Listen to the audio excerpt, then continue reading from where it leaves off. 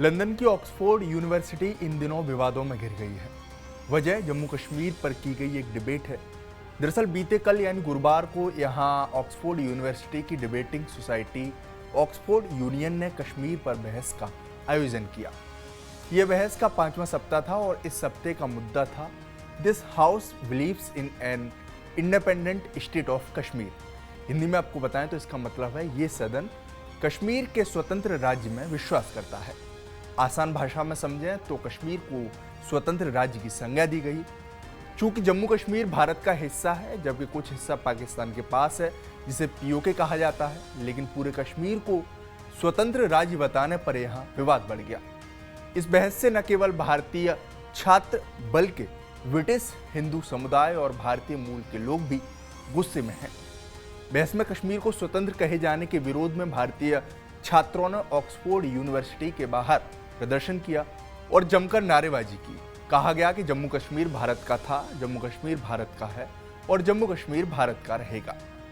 खैर, ये तो खबर थी, लेकिन ये सब क्यों हुआ, चलिए इस पर बात कर लेते हैं। नमस्कार, मैं हूं देवेश यादव और आप देख रहे हैं टीवी 9। डिबेट को लेकर विरोध का पूरा मामला स्वतंत्र कश्मीर बताए जाने के अलावा और क्या था, ये जानने से पहले आपको कश्मीर पर हुई इस डिबेट में जिन स्पीकर को बुलाया गया था, जो वक्ता आ गए थे, ये जानना भी जरूरी है। तो इस डिबेट पर बोलने के लिए कुल 3 स्पीकर थे।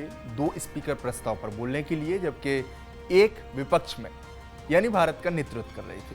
प्रस्ताव पर सबसे पहले बोलने वाले स्पीकर का नाम डॉक्टर मुजम्मिल अयूब ठाकुर था। डॉक्टर ठाकुर को एक कश्मीरी स्वतंत्र कार्यकर्ता बताया गया जो कश्मीर के भारतीय नियंत्रण के विरोधी हैं। इसके साथ ही मुजम्मिल जस्टिस फाउंडेशन और कश्मीर स्वतंत्रता आंदोलन का नेतृत्व भी करते हैं। स्पीकर के तौर पर दूसरा नाम है वो प्रोफेसर जफर खान का था। जफर खान जम्मू कश्मीर लिबरेशन फ्रंट के डिप्लोमेटिक ब्यूरो के अध्यक्ष हैं, जो जम्मू और कश्मीर के लोगों के अधिकारों की पैरवी के लिए एक संगठन है। जबकि तीसरे और आखिरी स्पीकर थे जो विपक्ष यानी भारत की ओर से अपनी बात रखते, उनका नाम प्रेम शंकर झा था, जो भारत के पूर्व प्रधानमंत्री वीपी सिंह के मीडिया सलाहकार रह चुके हैं। यह आपको सभी स्पीकर के बारे में बताना इसलिए भी जरूरी था क्योंकि विरोध स्पीकर को लेकर भी हुआ है। दरअसल इस डिबेट को लेकर ब्रिटिश हिंदुओं और भारतीयों का प्रतिनिधित्व करने वाले सोशल मूवमेंट इनसाइट यूके ने ऑक्सफोर्ड यूनियन सोसाइटी को लेटर लिखकर चिंता जताई है। लेटर में ऑक्सफोर्ड यूनियन द्वारा 2 वक्ताओं को बुलाने पर भी आपत्ति दर्ज की गई है, जिनमें मुजम्मिल अयूब ठाकुर और जफर खान शामिल है। लेटर में कहा गया है कि मुजम्मिल अयूब ठाकुर पर नफरत भरी भाषा और आतंकवादी संगठनों से संबंध होने के आरोप हैं।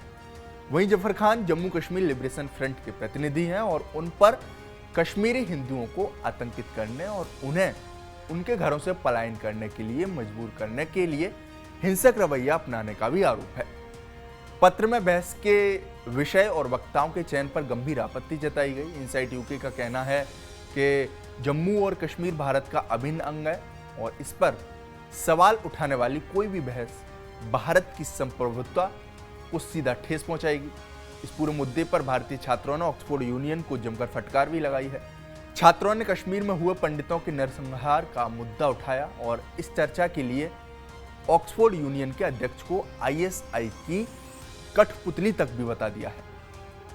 इसके अलावा कहा गया है कि डिबेट के समर्थन में बोलने वाले 2 स्पीकर आतंकवाद और दहशत फैलाने वाले समूहों से जुड़े हैं, लिहाजा स्वतंत्र कश्मीर के अलावा इस मुद्दे पर यह भी विवाद हो रहा है और भारतीय छात्रों ने ऑक्सफोर्ड यूनियन के बाहर प्रदर्शन किया है। माना जा रहा है कि इस तरह के विवाद से भारत और यूके के संबंधों पर असर पड़ सकता है, खासतौर पर ब्रिटेन में रहने वाले भारतीय समुदाय पर। वहां के भारतीय समुदाय में इस घटना को लेकर डर भी है। डर इस बात का कि इस घटना के बाद लोगों में गलतफहमी पैदा न हो जाए और इसका गलत संदेश न चला जाए, क्योंकि कहा जा रहा है कि इससे कूटनीतिक संबंधों में तनाव पैदा हो सकता है। ऑक्सफोर्ड यूनियन के इस आयोजन के बाद ब्रिटिश हिंदू समुदाय और भारतीय छात्रों ने इसे भारतीय संप्रभुता और समुदाय की भावनाओं का अपमान बताया है। इस तरह के बहस के आयोजन पर सवाल भी खड़े किए हैं। आपकी इस रिपोर्ट पर क्या राय है, हमें कमेंट बॉक्स में जरूर बताएं। साथ ही हमारे चैनल को सब्सक्राइब करना न भूलें। शुक्रिया।